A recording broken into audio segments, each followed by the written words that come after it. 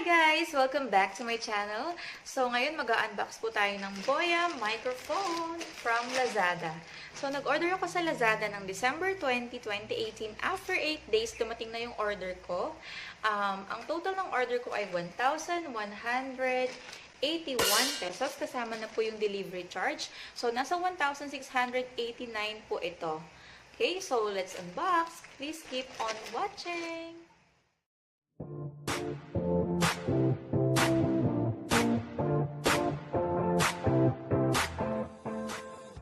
Nasa 1,981 pesos po lahat, pati delivery charge. Alam niyo ba, after 3 months, saka ko pa lang siya nabubuksan kasi sobrang busy ko. Kasi ako, kung natuturo ako sa high school, tapos sobrang dami ng trabaho, hindi ko nabubuksan. Ito yung itsura niya, may siyang bubble wrap. So, ayan. Okay, ayun yung total order. Yung total price niya ay 1,699 pesos. Yung Boya microphone lang. So, the rest ay delivery charge na. Ayan. So, ito na natin.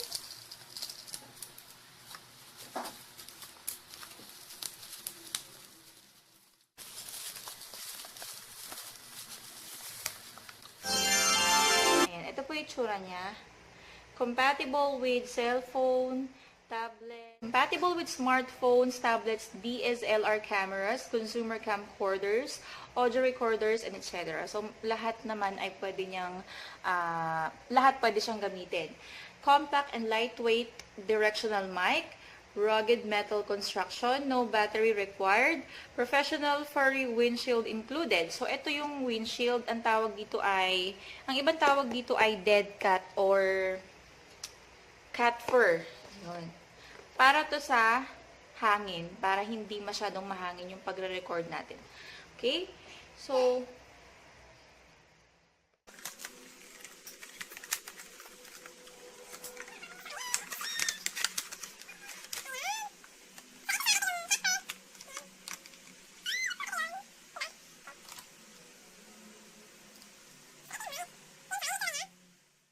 ito yung itsura niya pag tinanggal natin siya dito sa mic. Ito yung microphone. Ayan. Okay. So, ipapasok na natin siya dito. Ibabalik na natin. So, ito yung Boya microphone. Tapos, explain ko lang kung ano-ano yung mga nandito. Ito yung connector ng from the microphone to cellphone. Anyway, it comes with a direction. So, here is its ito, what's included. Please read. Hindi kasi tayo nagbabasa. So, ito yung paglalagay natin. Ito ay dito natin ilalagay. Yun. Okay. So, ito po yung shock mount. Ayan, nailagay ko na siya. Tapos, 3.5mm audio output cable. Ayan, ilalagay natin. Okay. Tapos, ang kasunod nito ay TRRS audio cable, audio output cable ay para sa, ito yon, para sa smartphone, tablet, or Mac. So, ito yung gagamitin mo. Pagka ang gamit mo ay smartphone. So, since yung gamit ko ay smartphone, so tatanggalin ko to kasi ito ay pang-camera, camcorder, audio recorders, and other audio-video recording devices. Okay? So, ito yon. So, ito ang ilalagay natin dito. Tama ba? Yan. So, ito yun. Ito naman, meron naman siyang label dito. Microphone, ito. Ayan. So, may makikita kayong maliit doon. No, hindi makita. Ay, basta yun. So, meron doon maliit na nakalagay yung microphone. And then, on the other end naman ay ito. Ito yung sa smartphone. Okay? So, ano pa? Meron ditong silica gel protection, no? Tapos, ito yung kanyang lalagyanan. Yan. So, lalagyanan ng mic natin. If ever na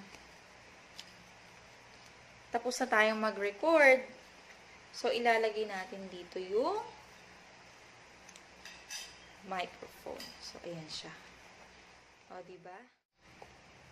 So, bakit nga ba natin kailangan ng Boya microphone? Unang-una, para mapalakas yung boses natin pagka nagbablog tayo. Pangalawa, kapag sobrang hangin, for example, nasa dagat tayo, ayan, so malakas yung hangin, mas naririnig pa yung hangin kaysa sa totoong boses mo. So, ito yung sagot. Ito yung solusyon sa problema mo. Or kapag naman nasa labas ka, ayan, traffic, maraming sasakyan, nasa gilid ka ng kalsada, so, kailangan mo ng microphone para yung boses mo lang yung naririnig, hindi yung mga busina ng sasakyan, yung ingay nila, yung hangin kapag dumadaan sila. O kaya naman kapag may maingay kang surroundings, for example, mayroong asong tahol ng tahol, mga hayop, pusa, ibon, kung ano-ano pa. So, kailangan mo ng Boya microphone. Ganon din kapag mayroong maingay na bata. Okay? So, sa lahat ng ingay, so Boya microphone na yung magiging sagot. For now, malalaman natin kung talagang effective nga ba siya. According to the vloggers that I've watched, hindi naman niya totally winawala yung ingay, as in totally zero. Hindi naman ganon. So, pinapaliit lang niya yung ingay ng background mo at nang mas marinig yung boses mo. So, eto na yung boses ko kapag meron ng Boya microphone. Ayan, so nakakabit na yung microphone. Tapos ngayon, itatry naman natin siya kapag meron tayong electric fan. So, magsisindi tayo ng electric fan dito sa harap. So, ayan. So, meron akong electric fan ngayon dito sa harap ko. Dito sa gawin, medyo side, no? Medyo right side. Naka number 3 yan. Sobrang lakas. Sobrang lakas ng hangin. Tapos medyo maingay din siya. Pero gamit ko na ngayon yung Boya microphone. So, kayo na yung mag-evaluate kung ano yung effect kapag gagamit ko yung Boya microphone habang naka-on yung electric fan. So, mamaya tatanggalin ko yung Boya microphone at pakikinggan naman natin yung effect kapag walang Boya microphone. So, ayan. So, andyan pa rin yung electric fan. Yung Boya microphone, hindi na nakakapit sa phone ko. Tinanggal ko na siya. So, eto yung effect kapag walang Boya microphone at mahangin yung place na pagbablagan natin. So, hindi ko na siya tinry sa labas kasi magkakaroon tayo ng part 2. Gagawa ko ng vlog pagka nagpunta ako sa beach, lalo na kapag mahangin. So, gagamitin ko yung Boya microphone. Titignan natin kung maganda nga ba yung effect niya. So, for now, electric fan lang yung pinagbasihan ko. Okay, so inilagay ko uli yung Boya microphone. So, sana nagustuhan nyo yung vlog natin for today. Unboxing and review of Boya microphone worth 1,699 pesos. So, that's all for today. Hope you like this vlog. Don't forget to give this video a thumbs up and see you on my next vlog. So, please subscribe on my channel. Bye!